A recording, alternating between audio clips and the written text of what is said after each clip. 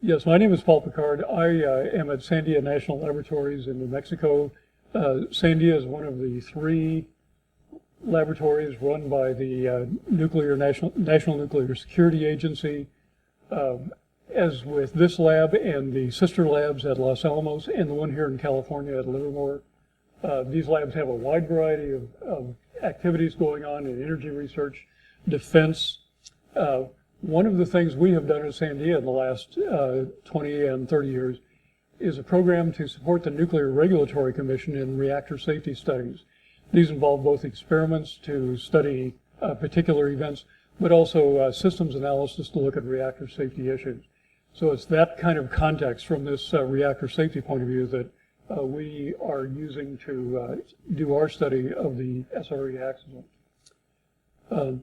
The purpose of my presentation this morning is a little broader than the others. I'm going to try to provide some background information on the SRE, the design of the reactor, the things that went into the design of that experiment, particularly those that are relevant to the accident that occurred in July of 1959, as well as then a description of the accident, a kind of a general description of the accident, what went on, and then a brief evaluation from our point of view of what we observed from that.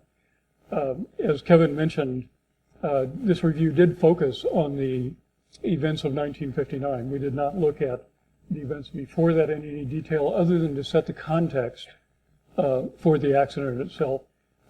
We did not look at the recovery operations either. So this really focuses on the event in the July timeframe of 1959 that resulted in significant fuel damage to the reactor.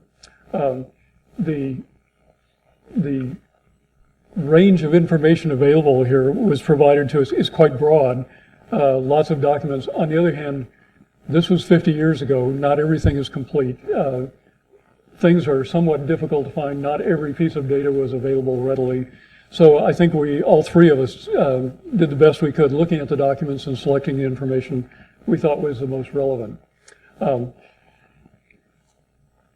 This is the outline of my presentation, a little bit of background, a description of the design of the reactor, a description of the accident, and then a discussion of the fuel damage and the resultant fission product release. The picture that's shown here in this is the picture of the SRE site in 1958, showing the reactor building, the large high bay building in the upper center of the picture, cooling towers in the lower picture, the support facilities and energy conversion facilities that were there. Of course, we had the opportunity to visit this site yesterday, touring with many of the workers from that period of time. And of course, now it is all the buildings have been removed and replaced, and it's now a empty field. But it was certainly interesting to hear the former workers talk about the events and activities that went on at that time. Just to provide a little bit of context for this accident occurred in 1959. The reactor was designed in the mid-50s and went operational in 1957. That was a very early stage of nuclear energy development. If you recall, Eisenhower had introduced Atoms for Peace in 1953, a major national initiatives to look at the potential of nuclear energy for the use of electricity generation. The Navy had already started using nuclear reactors for submarines. The Nautilus, I think, was launched in 1954. And reactors were already being commercialized. People were already looking at those. As early as 1957, the first commercial nuclear plant generating electricity, shipping port, was started in 1957. This is a 60 megawatt electric plant compared to today's plants, were typically in the 1,000 to 1,500 megawatt range. This is very small.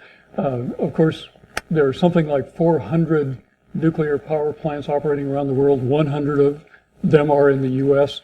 All of these plants use the same light water cool technology, using a light water coolant to cool the nuclear fuel that is generally gone through a heat exchanger, a steam generator, to generate steam for electricity.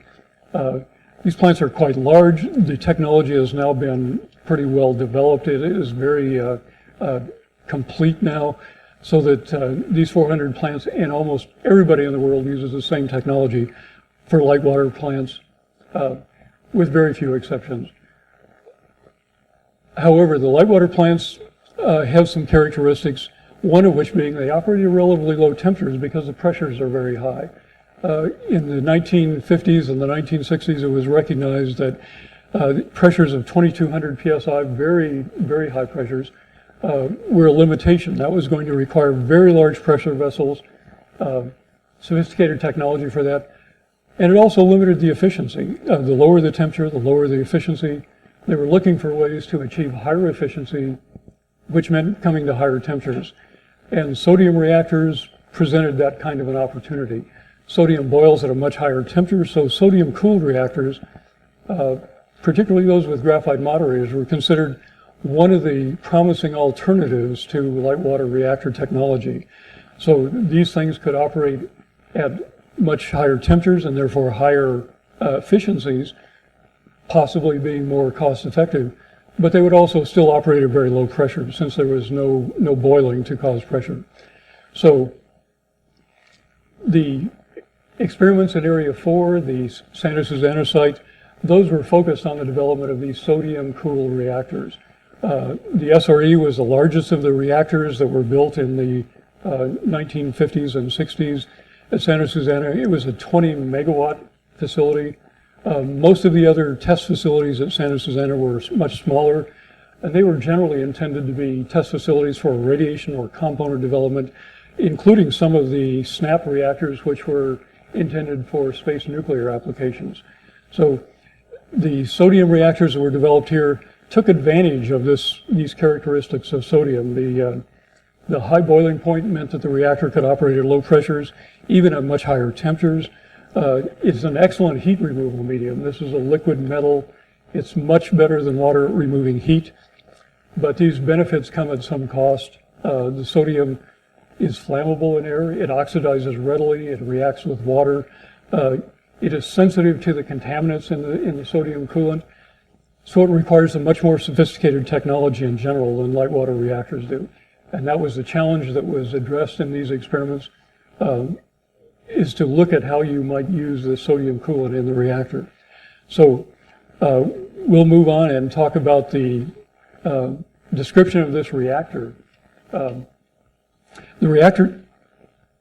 reactor itself is located in the high bay structure, large several-story high bay structure with cranes to allow positioning of fuel.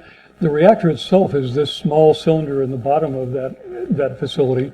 The reactor itself is located underground, was located in about a 20-foot deep tank of sodium that was covered by a concrete plug, and then that was the access to the top of the reactor facility. So in this high bay facility, there was access to the high bay. You could access the high bay for both insertion and removal of fuel rods. The purpose of this reactor was to evaluate the performance of nuclear fuels. So there was many times where the fuel would be inserted or removed, so they had to have ready access to the reactor facility. And this plug, we'll show a better picture of that, was the access port that was used to do that. In this facility, of course, there are facilities to have fuel handling capabilities. When you remove the fuel, they would have a fuel cask. That is the device shown over here on the left. There was a small hot cell facility in the back of the reactor building to support the inspection of the fuel.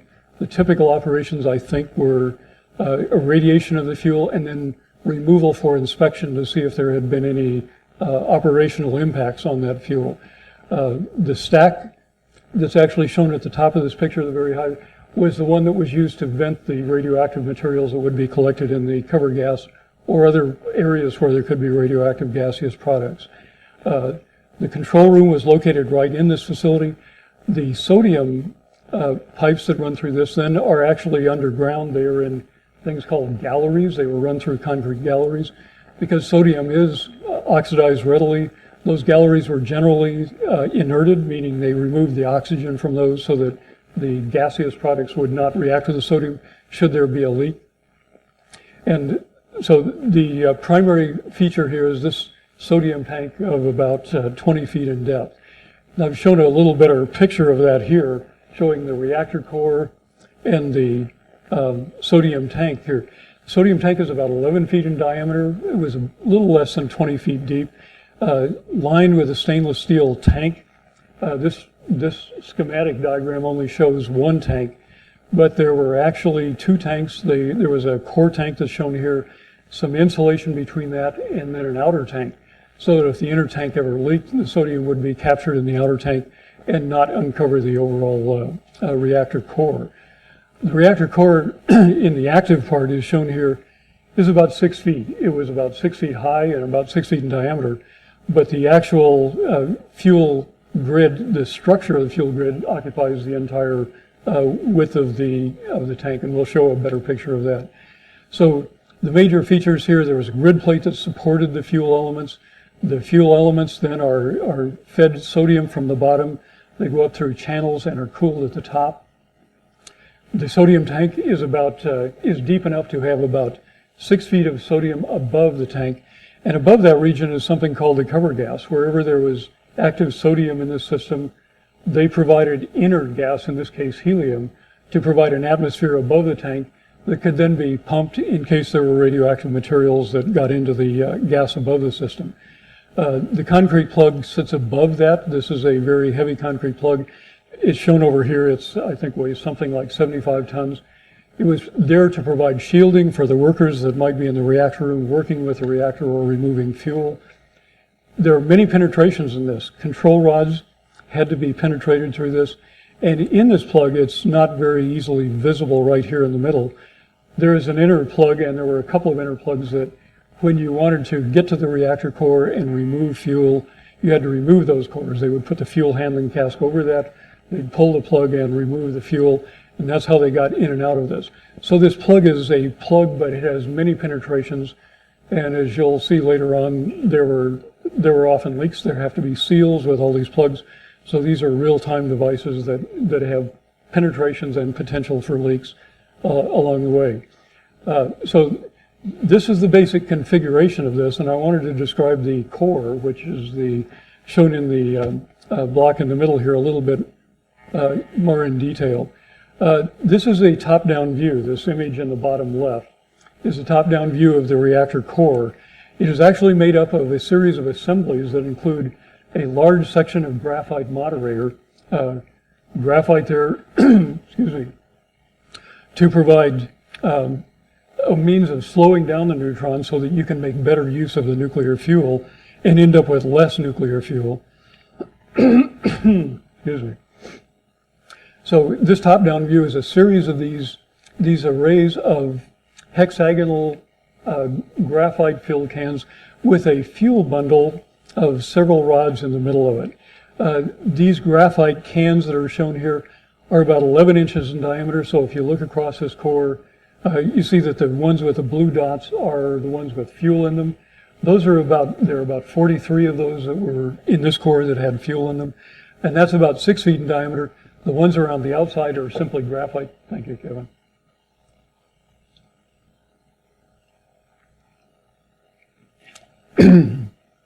The ones around the outside are primarily graphite, and they serve as reflectors.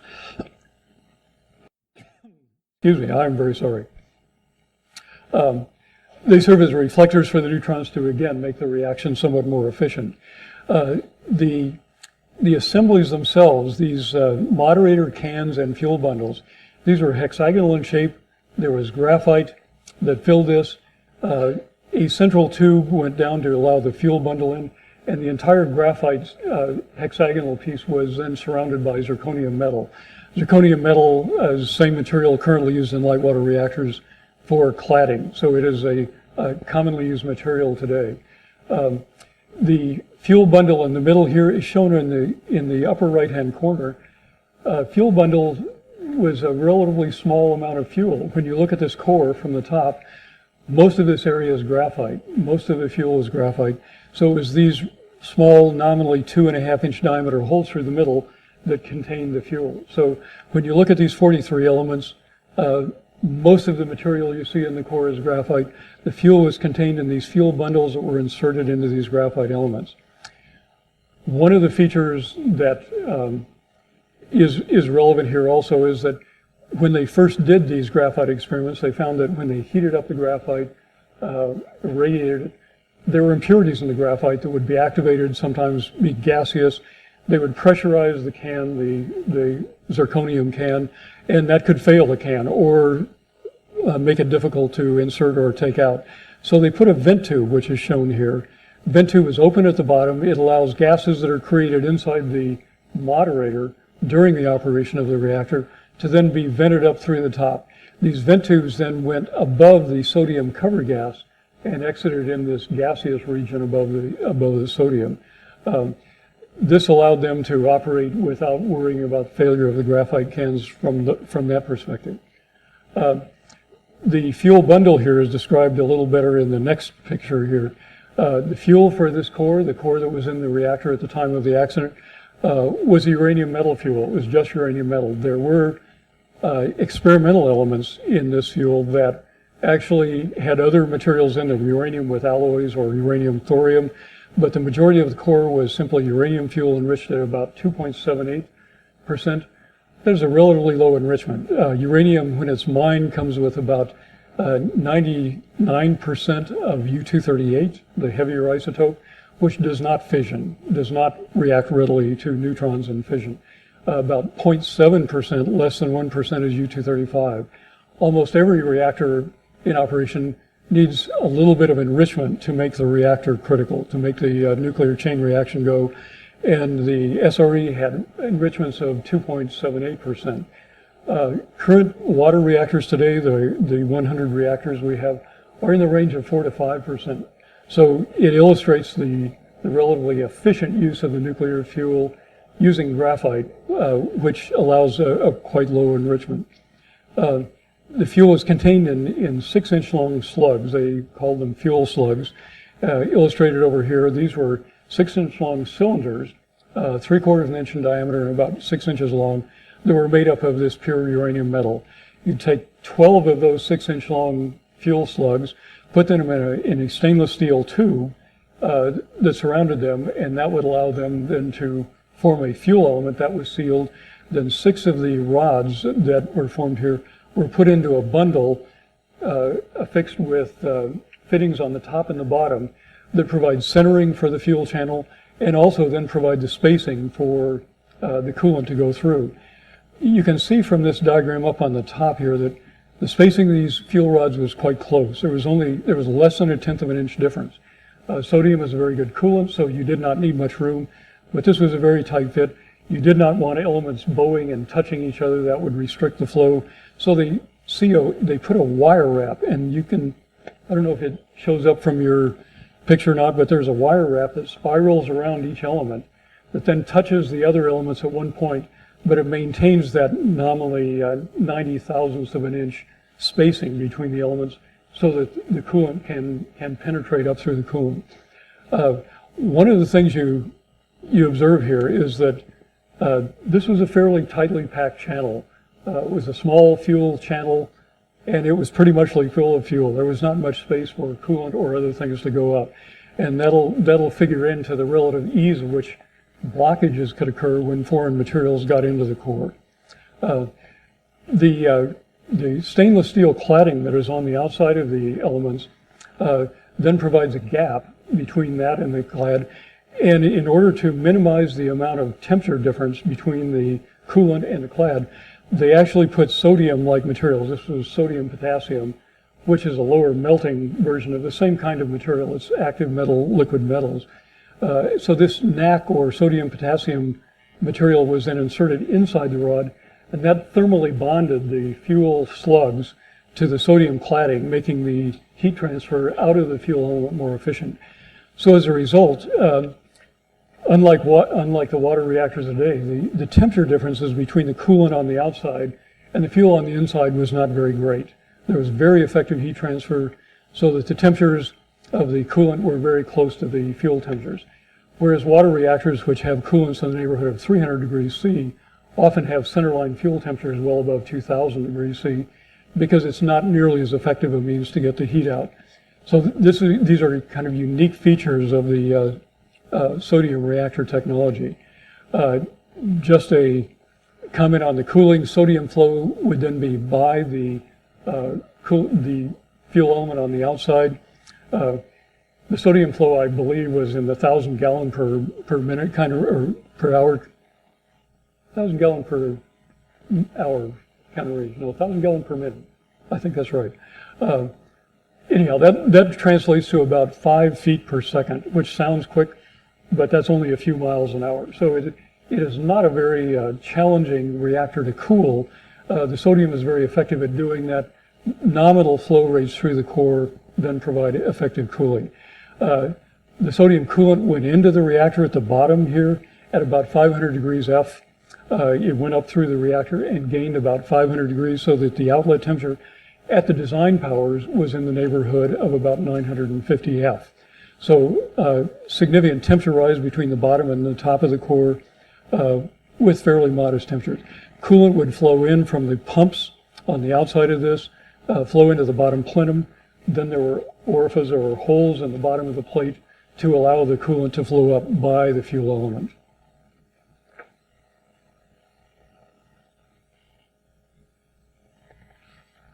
Another very important system, especially when talking about the accident and the fission product release, is the covered gas and venting system. I'd mentioned that in the system, in the reactor, if there were impurities or if there were a pinhole leak in a clad, so the gaseous fission products would get out of the fuel, out of the sodium, that was captured in the covered gas, the gas space above the sodium in the reactor. All surfaces that interfaced with sodium had some kind of inert gas material, and this gas material was expected to be radioactive at least at some level. So there were provisions made to pump this radioactive material periodically into storage vessels. These vessels were large vessels underground. They pumped that material into the storage vessels, waited for a period of decay, and then those vessels were routinely vented up through a stack, a filter in a stack, to the atmosphere. The regulations at the time were basically based on the amount of material you could release was some fraction of the background material that was there. So these were things that were done generally routinely during operation to vent the radioactive gases that collected in the cover gas above the reactor or other points in the coal traps or other points in the system that would then be released through this venting process through the decay tanks. The tanks were monitored when they were considered decayed to a sufficient level. They were then vented through the system. Obviously, when you look at the primary boundary, you look at the barriers to releasing fission products, this entire system then becomes part of that boundary. The vessel itself is part of that boundary, but all of these paths that lead to a radioactive path to release then are part of that primary system boundary at one point. I want to say just a word about the cooling system too, since the sodium system is also one of the important systems. There are actually several systems. As with all these schematic diagrams I'm using, things are often more complicated than that. There were pipes and pumps and valves that had to be in the system, and it was quite complicated. In the sodium system, there were fill systems and auxiliary systems and purification systems that ran with that. But the primary sodium ran through the core, was pumped through a heat exchanger, and that was a closed loop. The sodium did not penetrate elsewhere in the system. A secondary loop of sodium, an intermediate loop, sodium that did not go through the reactor core, then provided an interface between the heat in the reactor and radioactive materials and the power generation system. And in the case of SRE, 20 megawatts was sufficient to actually generate some significant power. There was actually a Southern California Edison steam generator and turbine system that provided some electricity when the reactor was operating at sufficient power levels. Obviously, this was intermittent. This was a test reactor, but there was a capability to actually provide some electricity. When the electricity was not being generated or was not needed or powers were too low, the heat was generally dumped through simply a air blast heat exchanger. You simply dump that heat so you could cool the sodium coming back into the reactor. I wanted to just talk about at least general design points, because this will come up in the discussion of the accident. As with any nuclear reactor design, the attempt is to provide multiple barriers, defense and depth, for the barriers to fission product release. The concern you have with the safety of any nuclear system is containment of the radioactive material that's generated in that system. And in these systems, the radioactive material generated in the core is generated inside this heavy uranium metallic element. And that element then is a matrix that traps most fission products as long as that material is solid, as long as that material is unaffected. So the first barrier to release of these fission products that's created in the energy generation process is the fuel. And as long as but if the fuel has melted, then many of those fission products are available to be released. So the fuel is the first barrier. Obviously, if there are materials that get out of the fuel and the clad is still intact, then the clad forms a second barrier. If the clad is breached, and in this case an SRE where there was actually localized fuel melting, the clad was obviously breached at those places, then those fission products, those reactive materials, those radioactive materials are available to be released to the sodium. The sodium is not a barrier in the usual sense, but the sodium is a very reactive material. It reacts with many of the fission products and at least provides a retention mechanism, a means of limiting the amount of material that gets into the cover gas. And the quantity of that and the phenomenology that goes with describing that will be something I think all three panelists will address. And of course, if it gets into the cover gas and things like the gas fission products that are inert that don't react would get into the cover gas, then the vessel itself and the primary boundary piping is the barrier. So these multiple barriers are what we concern ourselves with when you try to look at the integrity of this system from a safety standpoint. I'm going to do one of these slides out of order. Since we're going to talk about radioactive materials and fission products, I will apologize for a simplified view graph, but this is a view graph simply to talk about where these materials come from. In the fission of U-238, or 235, when a neutron hits that nucleus, it causes a reaction, a fission reaction, which essentially splits that nucleus into two products. And when we talk about fission products or radioactive materials generated in fission, we're referring to these fission products, these fission fragments that are a fraction of the U-235 nucleus. The mass of those things plus the extra neutrons that come out add up to the original nucleus here. The energy from a nuclear reaction is primarily in the kinetic energy, the energy of motion of these fission fragments. They are born with very high energies. They slow down in the fuel matrix, and that's what generates most of the heat. The nucleus themselves, though, these fission products, are also born with a lot of excess energy. They come into being with a lot of excess energy, and they typically show that as radioactive decay energy. Many of them decay very rapidly down through a series of events into other fission products. Generally, each time it decays, you lose some of the energy and it becomes more stable, so the half-life becomes longer. I think there is an illustration of these decay chains in the panels on the outside of the, you can look at it at the break time. But this complicated series of things still leads to a very wide range of fission products. There are over 400 fission products that could occur from this reaction. One of these two fission fragments could be one of 400. So it's an extremely complicated list of things to consider. So we'll talk about them today in terms of classes of things. The kinds of things that are created here are things like iodine-131 and xenon-133, two of the fission products we'll consider today. Strontium-90, they come with a range of half-lives. These can be seconds, fractions of seconds to years, or hundreds of years. But this spectrum of fission products we'll try to group in generally simpler classes to talk about them in a more convenient fashion. One other point I wanted to make while we're here is simply that the excess neutrons that come out of this reaction, one of those neutrons, if that's reabsorbed in another uranium atom, that is what propagates the chain reaction. As long as one of these can be absorbed in another uranium-235 atom, the fission reaction proceeds at a constant level. If for some reason one of these extra neutrons is absorbed in another medium, and that's what a control rod does, is absorb some neutrons that are born in this reaction. That tends to slow this reaction down. That will cause less fissioning in the isotopes down the road, and it will end up with a lower power. Conversely, if you take some of that absorber out and there are more neutrons available to fission, then that increases the power. And when we talk about control rod motions to raise the power or lower the power in the reactor, what we're basically talking about is absorbers that take one or more of these fission neutrons out of reaction or put it back into reaction. So next I'd like to kind of quickly get into the accident description. The diagram shown on the top is one we took from one of the original reports. It's a simplified diagram just showing the kind of operations. The timeline is shown across the bottom. The power level of the reactor is shown on the abscissa at the top here.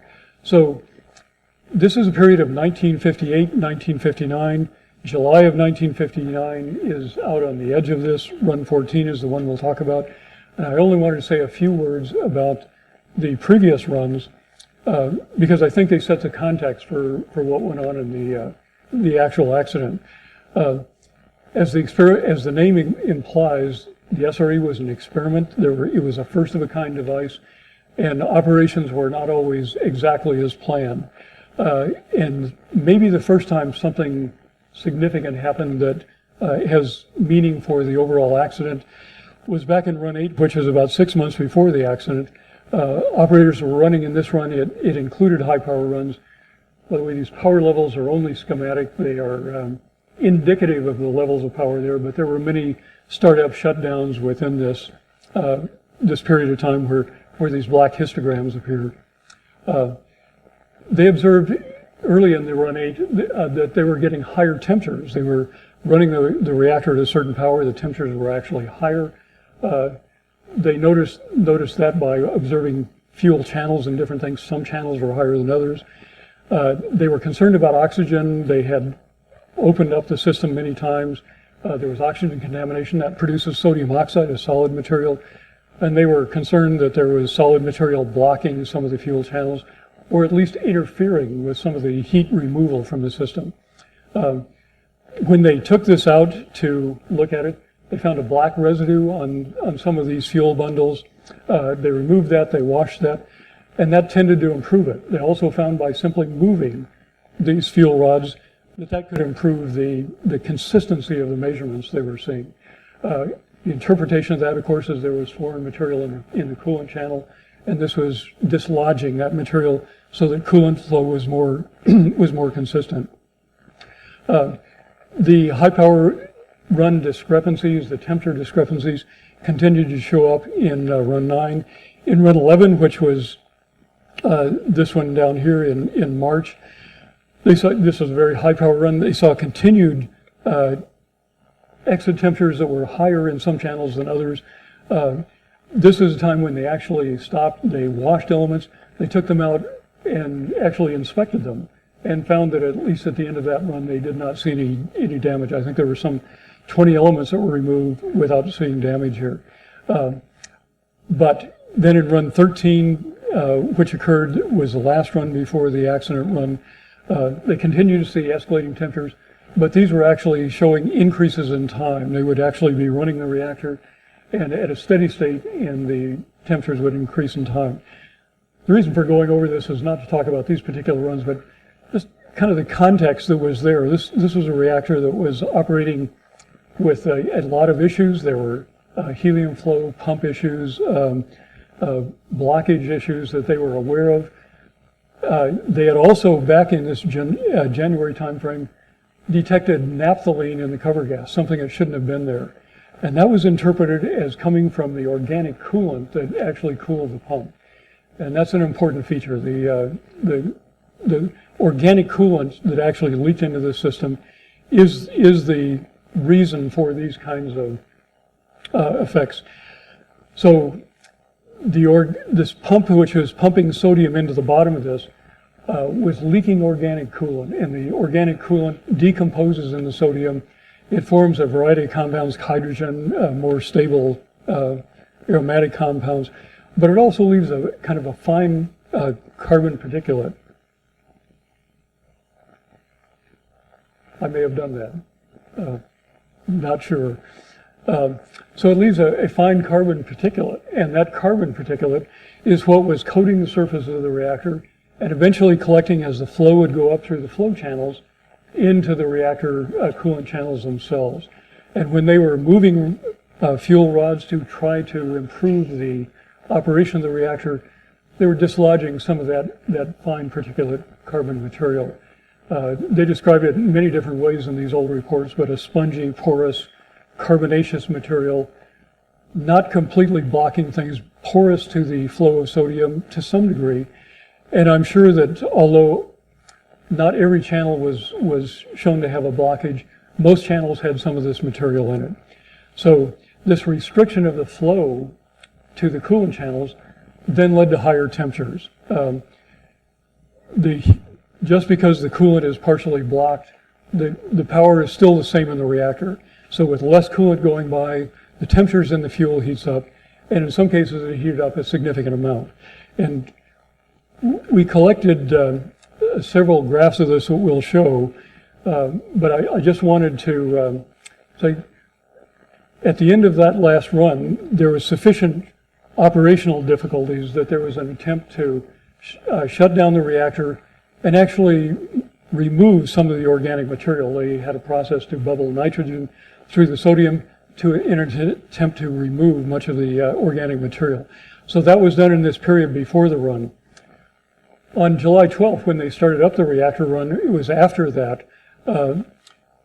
Early in the first day of the run, still at relatively low power, they saw significant activities in the high bay, meaning in the space above the reactor in the large room. They attributed that to a shield plug leakage, but clearly there was significant amounts of radioactivity in the cover gas that leaked into that. That apparently cleared away in the next few hours. They were able to replace that shield plug, repair the leak that was there, and then they started up again on July 13th. And the reports described this startup at that point as cautious. They had a series of very unusual events. They started up as cautious, and they were only in the range of a few megawatts by the afternoon of that day. In the process of trying to raise the reactor power, they were raising the control rods to increase the reactor power, and it was observed that the power rose more rapidly than they were expecting. They inserted control rods to reduce the power again, and at that time, then after some delay, the power actually dropped quite a bit more than they were expecting.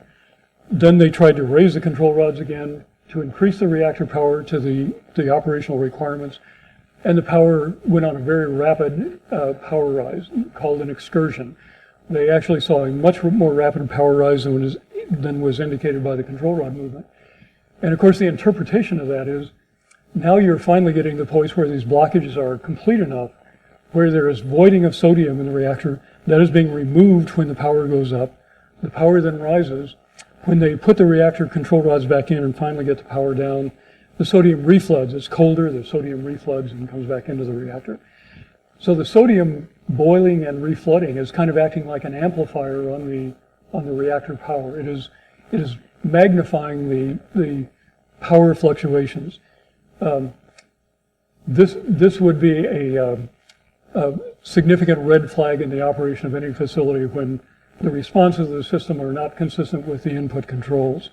Nevertheless, the reactor, after consideration, they started the reactor back up on the next day, again at very low power levels, with the attempt to try to understand what these fluctuations were.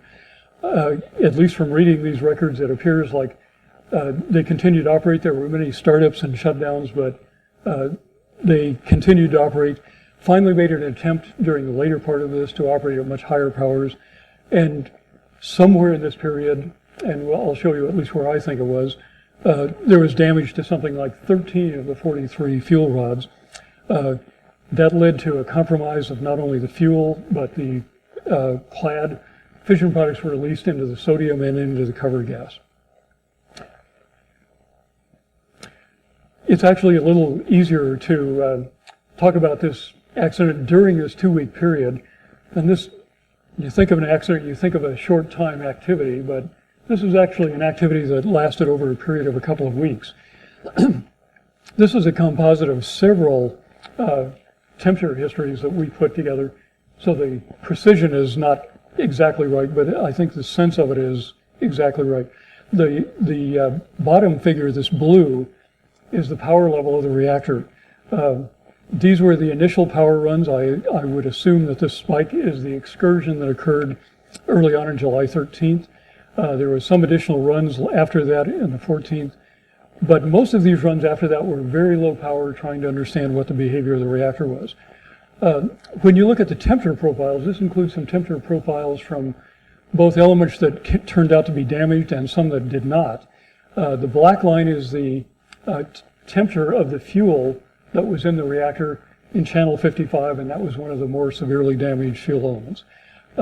It shows that the power is continuing to rise even at power levels that were not increasing. You see some evidence that the temperature in that fuel element is continuing to go up.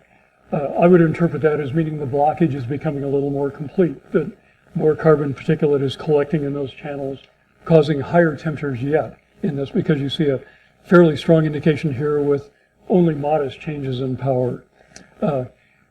For these higher power runs in July 22nd and 23rd, then that led to a very high power operation, which resulted in very high temperatures in some channels. And in channel 55 at least, these temperatures got well above 1400 degrees.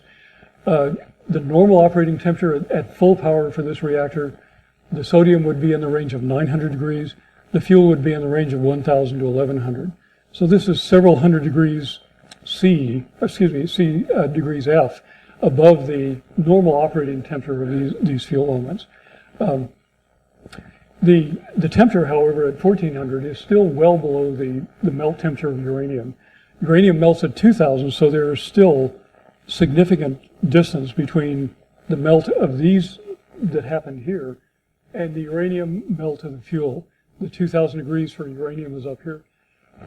And what was interpreted at the time, and correctly so I think, and is still considered to be the right mechanism, is much like antifreeze, which freezes at a much lower temperature than either of the constituents that go into it. This is called a eutectic formation. Steel, the stainless steel clad with the iron and uranium, they form a low temperature melting alloy too. So this alloy, when the steel and the uranium are together, melts at temperatures of 1400, even though steel doesn't melt till 2800, uranium doesn't melt till 2000. So this low temperature melting is what then was going on during this high temperature period.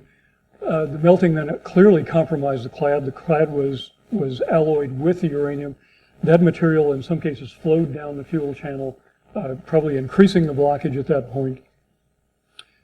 When you compare that to temperatures that were of undamaged fuel, channel, was that 67? I think it's 67. That is the yellow line here. That is one channel that was not damaged. So the difference in these two channels is both of them saw some temperature rise. It is likely that both had some degree of carbon material in those channels, but only one, the channel 55, was much higher. I think the interpretation of this was identified right after the accident when they first looked at this damage. This low temperature melting alloy was identified at the time and correctly diagnosed. There were also elements that were discovered that were damaged, but there was no melt. At least there was no indication of melt. When you look at these traces of temperatures at these high levels, there were significant variations. As plugging would occur and then unblock, there were significant oscillations in the temperature. And just below this temperature, when the uranium cycles through those temperature ranges, it actually, this thermal cycling actually causes an expansion. It goes through a phase change. And this expansion then eventually works and fails the clad.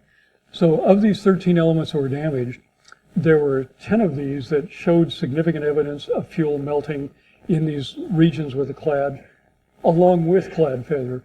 And then there were 3 that were indicated that they did not see evidence of fuel melting, but they did see the clad fail, so that there was a compromise in the clad. They shut the reactor down after this last run on July 26th. I think they took one of the first elements out. It was one of the elements on the outside of the core, not where you'd expect to have the most damage, and they saw significant damage from partial fuel melting and clad failure. This is pictures of that. If you look at this diagram on the lower left-hand corner, the ones in blue are the ones that were found to be damaged. These are the 13 that were found to be damaged. I think the first one they looked at was one of these on the very outside, typically one you would think would operate at a colder temperature because it's on the outside. But there was significant damage in that. What you see here is just a section of that fuel element, but you see the uranium and steel alloy that has formed, and if the heat is there to flow down the element, what you see, these wires there, that's where the element has been damaged. Those are the wire wraps that were around the element. They've now been freed by breaking of those elements. So significant damage in these clad compromised, significant damage.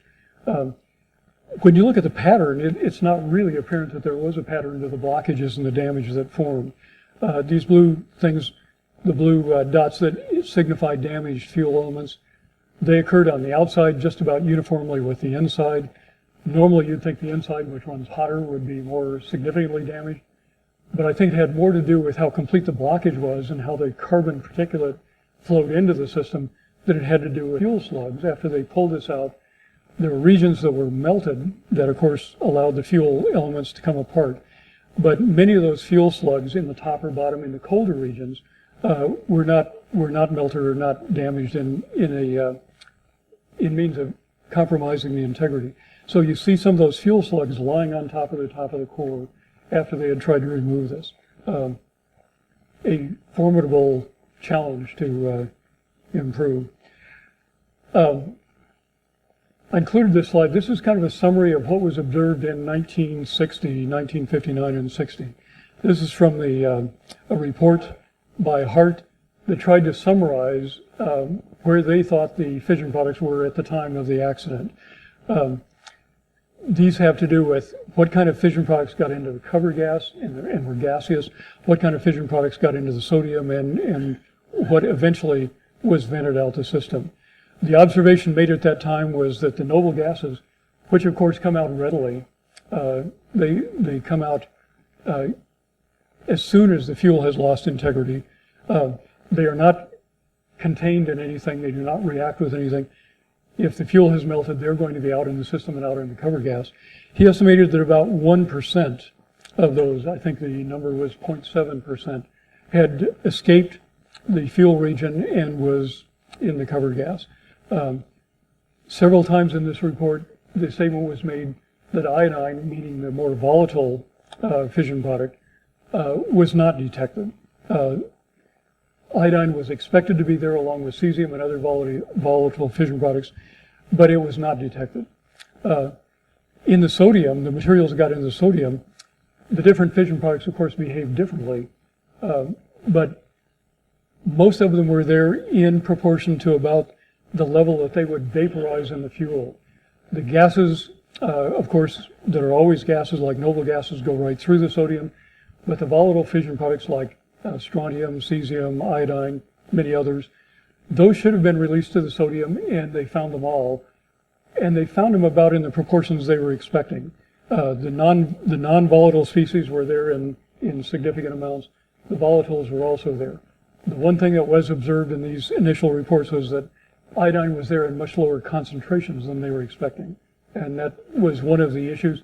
And at least at the time of that report, that was still considered to be a significant issue. They also looked, because they didn't find iodine in the sodium, they also looked at the piping down the road, down the coolant channels, and they assayed that to see if the iodine was there. And again, they found significantly less iodine downstream than they expected. They found the cesium, strontium in the expected amounts, but they didn't see the iodine. So that, at least in the report that I used here, that was still somewhat of an uncertainty in this analysis. They also looked at this carbonaceous material, the blockage material. That was found to be a very effective collector of these fission products. The activities were actually about 1,000 times higher than the sodium itself in these fission, for these fission products that were released in the accident.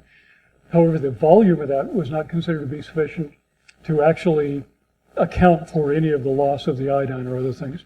So although it was considered to be a good collector, it was not an explanation for the iodine that was not found. What we did in kind of looking at this is kind of looked at these observations that were made at the time and kind of do the sanity checks to say, are these reasonable? Are the mechanisms that were encountered reasonable? And would we come to any different conclusions about the release of this material today?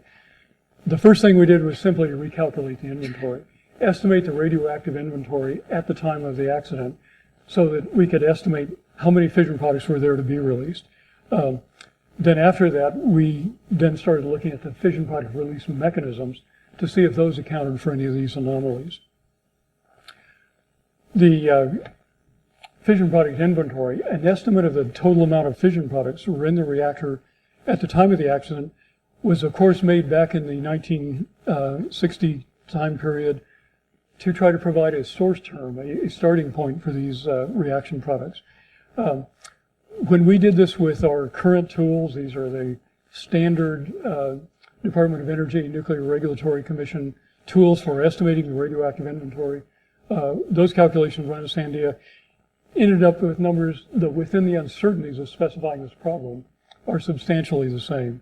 We ended up with about 10% less, something like that. However, there is uncertainty in exactly when reactors started up, shut down, how long they were there. So there's some uncertainty. We would consider 10% not an important difference, particularly for the noble gases that were important. They were very much the same number. Things like iodine and cesium, we actually calculated a slightly higher iodine concentration than the original reports did. Other species like zirconium, which are probably not a key factor in the release, were quite a bit lower. So our analysis of these fission product inventories was that the analysis they used in 1959 was reasonable. It was in the ballpark of what we expected. Just going to talk a little bit about the fission product release mechanisms. As I said, the noble gases are inert. It's things like xenon, krypton, same family as helium, argon, neon. These are things that are always gaseous, always released. They don't react with anything. If they're created in fission and there's a way to get out, they'll get out. And these were estimated to be out. And the way we looked at the sanity check here was, it was very difficult to interpret the releases at the time. They were done under varying conditions. It was hard to recreate the release and try to quantify that release. What we did do is try to estimate how much of the fuel melted, because the fuel melt is one of the key factors in determining how many of the noble gases or anything else gets out. If the fuel doesn't melt, the release is relatively low. It gets higher as temperatures get higher, but you don't get major releases until that fuel loses its composition. So we use the melt fraction as an indicator here.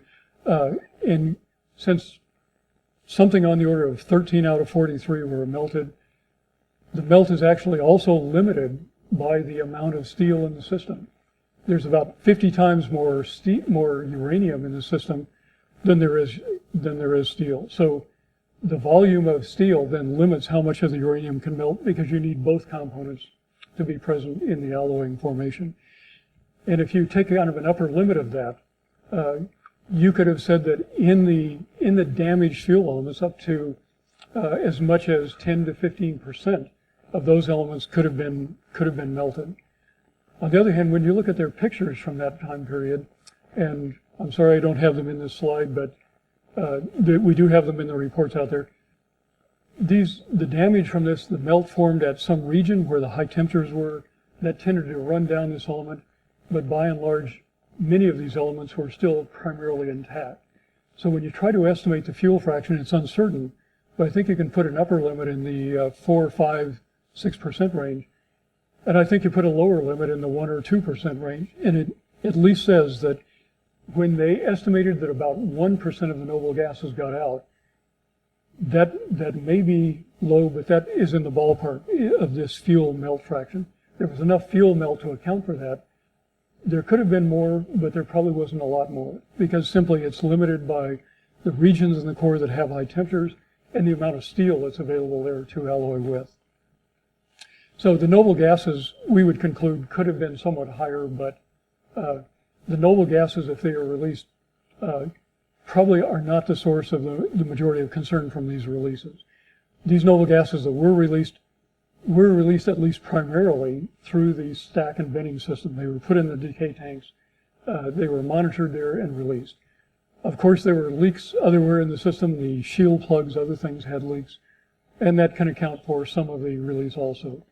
And I do understand that in the later stages before this accident, there were other systems put into place to bypass some of those decay tank storage mechanisms, and I couldn't find any information on whether those were significant in this event or not. So you'll have some uncertainty with estimating these releases, but what they released at the time, or estimated to be released at the time in noble gases, was in the range that was supported by the amount of fuel that could have melted in this process. Of course, the non-volatiles, the things like the metals, zirconium and molybdenum and other things that have very high vapor pressures, very low vapor pressures, those are not expected to get out. They melt at temperatures often higher than uranium, so unless there is higher temperatures, those are not vaporized and therefore not likely to be transported out of the system. So those tended to stay in the fuel. They found those in the fuel, they found those in the sodium in about the expected amounts, but amounts that were quite a bit less than 1% because of the low volatility, the low vapor pressure of those things. So at least in our view, the noble gases were released in about the ratios that would be supported by the amount of fuel melt, as were the releases from the non-volatiles, which were significantly less. The iodine release is the issue that we kind of focus some attention on. Iodine is volatile. It's more volatile than many of the other species, and they expected to see this in higher concentrations in the sodium and outside the system. They saw it at lower concentrations. So you start looking at the mechanisms that affect the iodine release. And of course, the first one is when you release iodine into sodium, there's a very strong reaction with the sodium to form a sodium iodide. The sodium iodide melts at a much higher temperature and therefore is not nearly as volatile. So if there is elemental iodine coming out, which melts at 100 degrees, 113, and it reacts with the sodium, it is likely to be in the form then of an iodide, which is much less volatile. And this retention of iodine in the sodium is well known, well understood. And they did see significant amounts of iodine and cesium in the sodium. The iodine that was in the sodium, however, was lower. And when you look at what could be the possible explanations from that, either that iodine got out of the system early and was vented somewhere, it plated out somewhere down the road, it plated out somewhere in the piping elsewhere, and therefore was not available to be in the sodium, or it was retained in the fuel. It just never got out.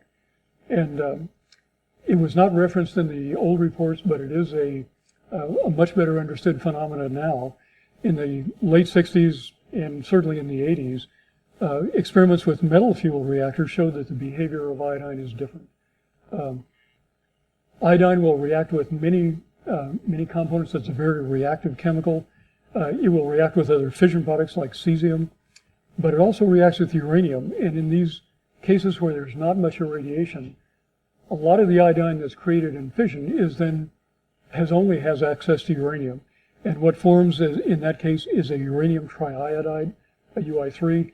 It is also a very high melting point material, so it is not readily released. And experiments done in Germany and the US since then have shown that in metal fuels, some of the iodine is trapped in the metal fuel to a significant degree, that the release from that metal fuel is less than it would be from a light water oxide fuel. The oxide does not bond the iodine to the system, but it does occur in the metal fuel. I included some of the references to these kind of papers. None of these mechanisms are ironclad. Clearly, when I think of release of these volatile species, the statement that was made that there was no iodine observed in the cover gas, there clearly had to be some amounts of cesium iodine that got into the cover gas that played it out down the system. The volatility is much lower after you form an iodide or some other material, but there had to be some. And at least my interpretation would be that with all the activity around, it was difficult to detect that. But I really couldn't find a place where they said how they detected the iodine and what their sensitivity was. But I would have expected there to be some amounts. On the other hand, the amount should not have been a major fraction of the iodine. The experiments have shown that if iodine is mixed with sodium, depending on the conditions, how much gas flows across the top, how much temperature is there, how much the iodine is concentrated, that some fraction of that does come off and go into the cover gas. The numbers are typically 1 or 2% for more aggressive conditions, but a fraction of a percent. So there should have been some of these cesium iodine compounds there, but they should have been in small quantities based on these physical mechanisms. So I think when we look at the lower iodine, it was lower by about a factor of 3. The most probable explanation for that lower iodine concentration is that some of that iodine was trapped in the metal fuel, formed uranium iodide that restricted the release into the sodium. Therefore, the amount of iodine in the sodium was less than expected, and therefore the plate out downstream of that was also less than expected. So, last slide, closing observations here. Based on our evaluation of this accident, when you look at the accident itself, what caused the accident, the leakage of tetralin, decomposed tetralin into the channels, it seemed like the documentation that was provided at the time provides a pretty good explanation for that. The mechanisms were understood. I think the fuel damage mechanisms were also identified and understood. The thermal cycling, the fractured clad, the fuel alloy, the steel uranium alloy phenomena that led to melt at temperatures well below the uranium melt temperature. I think those things were all identified and understood. What wasn't done, of course, was to do a very exhaustive inventory to show how much exactly had melted or how much it was still in the fuel at the time. We looked for those kinds of data, and they may exist, but at least we couldn't find them. So the conclusions here are that the noble gases came out in amounts that were consistent with the estimated maximum fuel melt fraction. And at least in my view, that is the primary factor in a significant release. There clearly is releases at temperature below melt, but they are small compared to when the fuel melts, then there's a major release. So the fuel fraction kind of limits that, and the noble gas releases were consistent with that. The non-volatile species were found in amounts that were consistent with that also. And at least in this analysis, if you look for an explanation of where the volatile fission products are, it seemed like those mechanisms of retention in the sodium, retention in the fuel, and some limited amount of plate out on the components accounts for the reduction in fission product inventory that was seen there. I think that concludes my remarks, Kevin. I think I will end there. I think I've taken all my time, too. Yeah. Thank you. Take a break.